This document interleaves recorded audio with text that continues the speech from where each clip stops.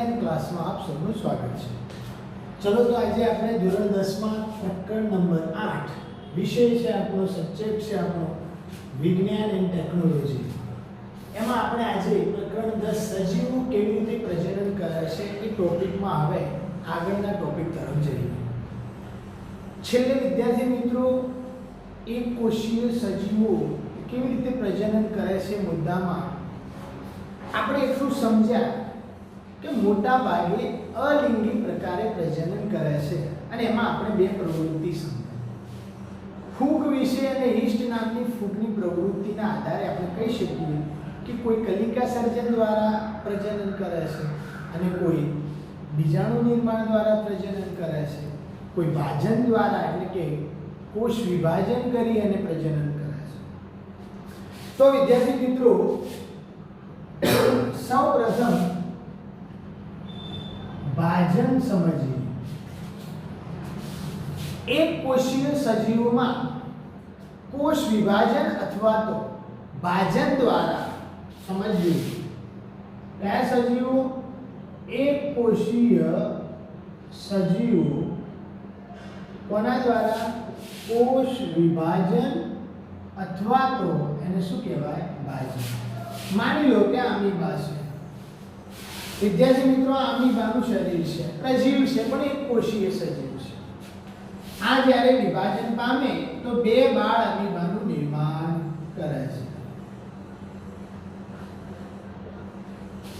આ બે બાળ અમીબા કઈ રીતે નિર્માણ પામ્યા હશે તો પહેલા કોષ કેન્દ્રનું વિભાજન થયું છે, ધીમે ધીમે કોષ રસનું વિભાજન થયું, ફરીથી થોડું વધારે થાય એટલે કોષ કેન્દ્રો વિભાજન પામ્યા હશે, આ કોષ કેન્દ્ર આ કોષ કેન્દ્ર આ બાજુ, અને પછી અમીબા શું પામ્યું હોય વિભાજન પામે છે।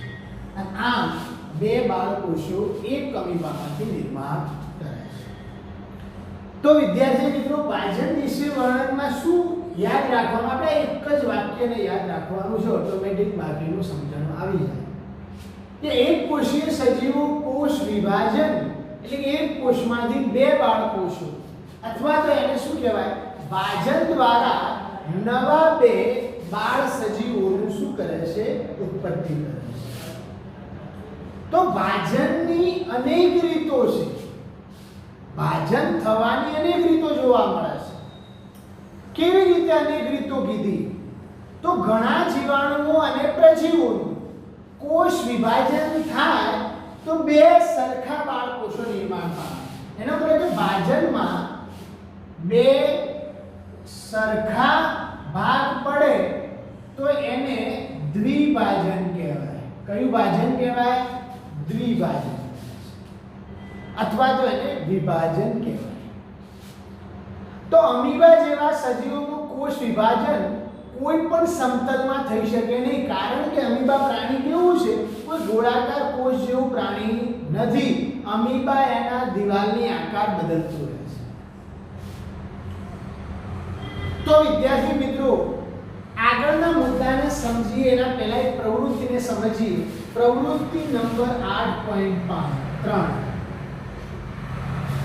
શું કહે છે કે અમીબા કેવી રીતે વિભાજન પામે છે અને સમજવું હોય તો અમીબાની એક કાયમી સ્લાઇડનું સૂક્ષ્મદર્શક યંત્રની મદદથી અવલોકન કરવું પડે। મતલબ એક સ્લાઇડ લો અને એના અંદર અમીબાને મૂકો અને એને વૃદ્ધિ પૂરી પાડો પોષણ દ્રવ્ય એના ઉપર, અને પછી એનું અવલોકન કરો તો અમીબા ત્યાં દ્વિભાજન પામે છે, એટલે કે ત્યાં અમીબા બે અમીબાનું નિર્માણ કરે છે। આ કવર સ્લિપ તો આ બંને સ્લાઇડ જે છે આ રીતે અમીબાની વિભાજનની કાયમી સ્લાઇડનું જો તમે અવલોકન કરો અને બીજી આવી સ્લાઇડ કરો ને એમાં કેવી રીતે વિભાજન પામે છે તમે જુઓ તો તમે સમજી શકો છો કે અમીબા દ્વિભાજન અથવા તો શું કહેવાય વિભાજન એટલે કે બે સરખા ભાગોમાં વિભાજન પામે છે। પરંતુ કેટલાક એક કોષીય સજીવોમાં શારીરિક સંરચના વધારે સંગઠિત થયેલી હોય છે, મતલબ કે એમની શારીરિક સંરચના વધારે સંગઠિત ભેગી હોય છે। ઉદાહરણ તરીકે કાલા અજાર નામનો રોગચાળો, ઉદાહરણ તરીકે કોણ કાલા અજાર આ એક રોગકારક છે. હવે આ કાલા અજારના રોગકારક લેશમાનિયામાં એનું જે નામ છે એ લેશમાનિયા છે. માં કોષના એક છેડા પર ચાબુક જેવી સૂક્ષ્મ સંરચના જોવા મળે છે. કેવી જોવા મળે છે? ચાબુક જેવી સૂક્ષ્મ સંરચના જોવા મળે છે. કશા જેવી રચના. કોના જેવી રચના? કશા જેવી રચના. અને એવા સજીવોમાં દ્વિભાજન એક નિયત સમતલમાં થાય છે. કારણ કે એનું શરીર જ એવું છે એટલે સમજો કે આવું શરીર છે.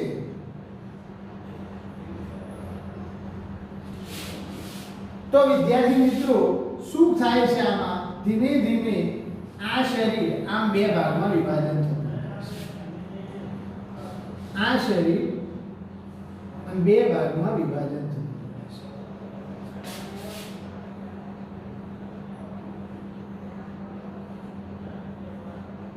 સમજમાં આવે છે વિદ્યાર્થી? અને છેલ્લે બે બાળ સજીવોના નિર્માણ થાય છે. તો લેશમાનિયામાં પણ દ્વિભાજન થાય છે, પણ દ્વિભાજન કેવા પ્રકારનું? આયામ વિભાજન. કેવું? આયામ વિભાજન. હવે વિદ્યાર્થી મિત્રો તમારી બુકમાં શબ્દ આપ્યો નથી, પરંતુ તમારે યાદ રાખવાનો છે કે આ લેશમાનિયામાં દ્વિભાજન કયા પ્રકારે? આયામ. આયામ એટલે ઊભું. અને યાદ કરાવી દો કે એક પ્રાણી પેરામિશિયમ જેવું પ્રાણી છે આવું, અને એમાં વિભાજન આમ ક્રોસમાં થાય છે. આમ બે બાળ સજીવો. તો આમ વિભાજન થયું ક્રોસમાં. આને ટ્રાન્સવર્સ વિભાજન કહેવાય છે. શું કહેવાય છે? ટ્રાન્સવર્સ વિભાજન. તો વિદ્યાર્થી મિત્રો આને આયામ ઊભું થાય અને આયામ કહેવાય. અને આ જે છે ત્રાસુ વિભાજન કહેવાય. કેવું કહેવાય? ત્રાસુ વિભાજન. એને અંગ્રેજીમાં ટ્રાન્સવર્સ કહેવાય છે. શું કહેવાય છે? ટ્રાન્સવર્સ. એવી જ રીતે મલેરિયાનો પરોપજીવી પ્રજીવ જેને આપણે પ્લાઝ્મોડિયમ કહીએ છીએ. શું કહીએ છીએ? પ્લાઝ્મોડિયમ. આ કોણ છે? પ્રજીવ છે. શાના માટે જવાબદાર છે? બીમારી માટે, મલેરિયા રોગ માટે જવાબદાર સજીવ. પ્લાઝ્મોડિયમ જેવા જે કોઈ કોષીય સજીવો છે એ એક સાથે અનેક સંતતિ કે બાળ કોષોમાં શું કરે છે? વિભાજન થાય છે. એનો મતલબ કે પ્લાઝ્મોડિયમ એકલો નહીં, બીજું પણ એક પ્રાણી છે પ્રજીવ જેને આપણે અમીબા કહીએ છીએ. તો અમીબા વિદ્યાર્થી મિત્રો તમારી બુકમાં ઉદાહરણ આપ્યું છે કે નથી આપ્યું? પણ જેવી રીતે અમીબા દ્વિભાજન રીતે વિભાજન પામે છે, કેટલીક પરિસ્થિતિમાં અમીબા અને પ્લાઝ્મોડિયમ આ જે પ્રજીવો છે, બંને પ્રજીવો એ એમના શરીરના કોષોમાં અમીબા શું કરે? કોષ કેન્દ્રનું વિભાજન પામી 2 બને, ફરીથી કોષ કેન્દ્ર વિભાજન પામી 4 બને, ફરીથી વધારે બને. આમ ઘણા બધા શું કરે? કોષ કેન્દ્રોનું નિર્માણ કરે અને દરેક કોષ કેન્દ્રના આજુબાજુ કોષ રસ સંગઠિત કરે. અને આને શું કહેવાય? બહુકોષ કેન્દ્રીય કોષ. અને પછી તૂટી એટલે ઘણા બધા નાના બાળ અમીબાનું નિર્માણ થાય. તો આને બહુભાજન કહેવાય. શું કહેવાય વિદ્યાર્થી મિત્રો? બહુભાજન. તો એવી રીતે પ્લાઝ્મોડિયમ પણ કયા પ્રકારે? બહુભાજન એટલે ઘણા બધા બાળ કોષોમાં શું થાય છે? વિભાજિત થાય છે. અને વિદ્યાર્થી મિત્રો છેલ્લે કે હિસ્ટના કોષમાંથી તમારી બુકમાં હિસ્ટની કદાચ આકૃતિ આપી હશે તો તમે જોઈ શકો છો. તો હું અહીં સમજાવું કે હિસ્ટ આવી ફૂગ છે, આ હિસ્ટની ફૂગ છે. તો હિસ્ટના કોષમાં નાની નાની કલિકાઓ આવે છે, વધારે આવી કલિકાઓ આવે છે. આને કલિકા કહેવાય. અને પછી આ કલિકા થોડી મોટી થતી જાય છે. એ થતી જાય છે મોટી, અને કોષથી અલગ બની અને નવા ઈસ્ટનું શું કરે છે? નિર્માણ કરે છે. તો વિદ્યાર્થી મિત્રો આને શું કહેવાય? કલિકા સર્જન પ્રકાર. તો સ્વતંત્ર રીતે વૃદ્ધિ પામે છે આ કલિકાઓ. અને આપણે પ્રવૃત્તિ 8.1 માં જો એ અવલોકન કરીએ, પ્રયોગ કરીએ તો આપણે આ પ્રકારનું વિભાજન જોઈ શકીએ છીએ. મતલબ આવી વૃદ્ધિ જોવા મળે છે. તો વિદ્યાર્થી આ ભાજન જોયું. હવે આપણે 8.2 મુદ્દો એટલે કે અવખંડનને સમજવાનો છે.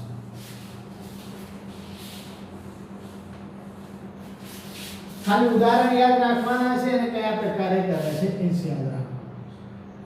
વિદ્યાર્થી મિત્રો, અવખંડન પ્રકારે એક કોષીય સજીવો કેવી રીતે વિભાજન પામે છે? પહેલા તો એક પ્રવૃત્તિ જોઈએ. પ્રવૃત્તિ નંબર 8.4 શું કહે છે? ઘણા બધા તળાવો કે સરોવરો તમે બધા જોયા હશે, અને આ તળાવો કે સરોવરો જે હોય એનું પાણી ઊંડું પણ દેખાય છે અને થોડું પીળાશ પડતું દેખાય છે. એ કેમ એવું દેખાય છે? તો એના અંદર તંતુઓ જેવી સંરચનાઓ જોવા મળે છે. શું જોવા મળે છે? પાતળી તંતુઓ જેવી રચનાઓ જોવા મળે છે પાણી. અને એવા પાણીને તમારે એકત્રિત કરવાનું. થોડું પાણી લેવાનું છે અને અંદર આ તંતુઓ જેવી સંરચનાઓ આવી જાય. સમજો આપણી આજુબાજુ તળાવ કે સરોવર છે, એ પીળાશ પડતું જે પાણી દેખાય છે અને થોડું પાણી લેવું અને એના અંદર તંતુઓ જેવી રચના દેખાય છે. તમે જે પાણી લો છો એના અંદર આવી જાય છે. હવે એક સ્લાઇડ લેવાની અને સ્લાઇડ ઉપર એક કે બે તંતુઓ આવા મૂક્યા. એને કવર સ્લિપથી ઢાંકવાની. આ તંતુઓ ઉપર ગ્લિસરીનનું એક ટીપું મૂકવાનું. મતલબ કે આના ઉપર શું પાડવાનું? ગ્લિસરીનનું ટીપું. એટલે પાણી જેવું પ્રવાહી છે પણ એ ગ્લિસરીન નામનું પ્રવાહી આવે છે, બરાબર? તો આ ગ્લિસરીનનું ટીપું નાખીને એને કવર સ્લિપ ઢાંકી દેવાનું. હવે સૂક્ષ્મદર્શક યંત્ર લઈ અને એને જો આપણે તપાસવામાં આવે અને એનું અવલોકન કરવામાં આવે તો તમને ખબર પડશે કે આ જે તંતુઓ છે એ તંતુઓ નાના નાના ખંડમાં વિભાજિત થઈ જાય છે. સમજો, આવા નાના નાના ખંડમાં વિભાજિત થઈ જાય છે અને દરેક ખંડમાંથી નવું સજીવનું શું થાય છે? પોતાનું પૂરું શરીર બનાવે છે અને નવું શરીર બની જાય છે. એટલે કે નાના નાના ટુકડાઓમાં વિભાજિત થઈ જાય. શામાં વિભાજિત થઈ જાય? નાના નાના ટુકડાઓમાં વિભાજિત થાય છે.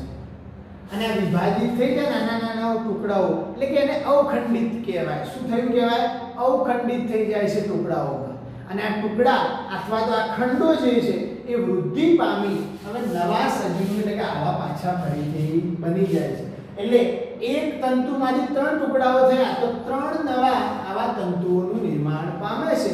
તો વિદ્યાર્થી મિત્રો, અવખંડ આ પ્રવૃત્તિના આધારે તમે સમજી શકો કે આને અવખંડન કહેવાય. તો હવે એનું વર્ણન સમજીએ. આ જે તંતુ તરીકે અહીં જે આપણે જોયું એ સ્પાઇરોગાયરા નામની લીડ છે. શું છે? સ્પાઇરોગાયરા.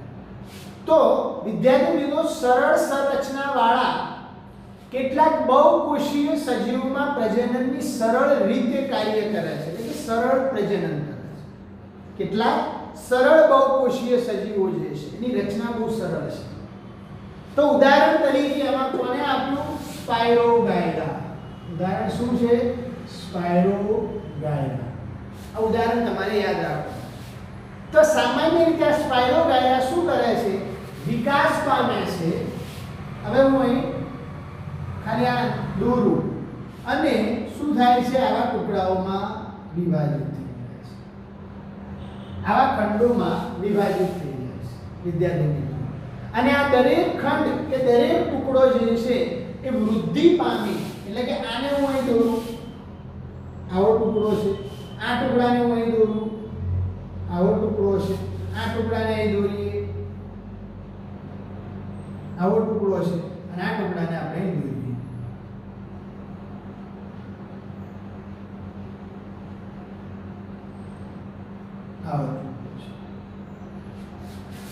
તો વિદ્યાર્થી મિત્રો, આ ટુકડો જે છે ફરીથી આવો વિકાસ કરશે. આ ટુકડો જે છે આવો વિકાસ કરશે. આ ટુકડો જે છે આવો વિકાસ કરશે અને આ ટુકડો જે છે શું થયું વિદ્યાર્થી મિત્રો? આ એક સ્પાઇરોગાયરા જુદા જુદા 3 ખંડોમાં એટલે કે ટુકડાઓમાં અવખંડિત થાય છે અને દરેક ટુકડો મૂળો ફરીથી વૃદ્ધિ કરી વિકાસ પામે છે અને નવા સજીવોનું નિર્માણ કરે છે અને અવખંડન. તો પ્રવૃત્તિ 8.4 જે તમારી બુકમાં પાછળના ભાગે આપેલી છે એ પ્રવૃત્તિમાં પણ તમે જોઈ શકો છો અને એનું કારણ શું છે એ આપણે શોધી શકીએ છીએ. એ પ્રવૃત્તિ આવશે એટલે વિદ્યાર્થી મિત્રો આપણે સમજીશું. પરંતુ વિદ્યાર્થી મિત્રો આ બધેય બહુકોષીય સજીવો માટે સાચું નથી. કેવા? સરળ સંરચના ધરાવતા બહુકોષીય સજીવો. ફક્ત કયા? સરળ સંરચના ધરાવતા. તો બહુકોષીય સજીવોમાં તો આપણે પણ આવીએ. બહુકોષીય સજીવોમાં પક્ષીઓ પણ આવે, બહુકોષીય સજીવોમાં લીમડા પણ આવે. એનો મતલબ કે બધા જ બહુકોષીય સજીવો નહીં, ફક્ત આ પ્રકારના કેટલાક સજીવોમાં આ પ્રકારે અવખંડન પ્રકારે શું જોવા મળે છે? પ્રજનન જોવા મળે છે. તો વિદ્યાર્થી મિત્રો સરળ સ્વરૂપે દરેક કોષનું કોષ વિભાજન આવા જે વિશાળ કોષો છે એ કરી શકતા નથી. એવું કેમ છે? તો એનું કારણ છે, એનો જવાબ છે કે મોટા ભાગના બહુકોષીય સજીવ જુદા જુદા કોષોના સમૂહ માત્ર નથી, એટલે કે જુદા જુદા કોષોના ફક્ત બનેલા નથી. વિશેષ એટલે કે જુદા જુદા કાર્યો માટે દરેક કોષો સંગઠિત થઈ અને પેશીનું નિર્માણ કરે છે અને આવા પેશીઓ બની કેટલીક વિશિષ્ટ પેશીઓ ભેગી મળી અંગ બનાવે છે અને આવા અંગો ભેગા થઈ અને શરીરની સ્થિતિ નિશ્ચિત કરે છે. એટલે આપણા જેવા સજીવોમાં કોષો જુદા જુદા પ્રકારના છે. કેટલાક કોષો સંગઠિત, ખાલી એક સમૂહ નથી. આમાં અંગ હોય નહીં, અંગ ના હોય એટલે ટુકડો થઈ જાય, કારણ કે બસ કોષોનો સમૂહ છે. જ્યારે મનુષ્યમાં કોષો ભેગા થઈ પેશી બનાવે, પેશી ભેગા થઈ અંગ બનાવે અને અંગ ભેગા થઈ અંગતંત્ર અને અંગતંત્ર ભેગા થઈ શરીર. એટલે જ્યાં પેશી બની જાય ત્યાં આ રીતે વિભાજન થાય નહીં. આ એનું કારણ છે. તો મતલબ સરળ સંરચના ધરાવતા બહુકોષીય સજીવોમાં જોવા મળે, બધા જ બહુકોષીય સજીવોમાં નહીં, કારણ કે બધા બહુકોષીય સજીવોમાં કોષો, અહીં ફક્ત કોષોનો સમૂહ છે, અહીં પેશી બનતી નથી. એટલે કોષોના ટુકડા થાય છે, એ કોષો ફરીથી વૃદ્ધિ પામે બને છે. પણ મનુષ્ય જેવા બહુકોષીય પ્રાણીઓમાં કોષો સંગઠિત થઈ પેશીઓ બનાવે છે અને આવી જુદી જુદી વિશિષ્ટ કાર્ય કરતી પેશીઓ ભેગી થઈ અંગ બનાવે છે. એટલે આ પ્રમાણે અંગનું ટુકડા થાય નહીં. આ એનો જવાબ છે. તો બહુકોષીય સજીવોના પ્રજનન માટે વધારે જટિલ રીતની જરૂરિયાત હોય છે અને આવા સજીવો એ લિંગી પ્રકારે પ્રજનન કરતા હોય.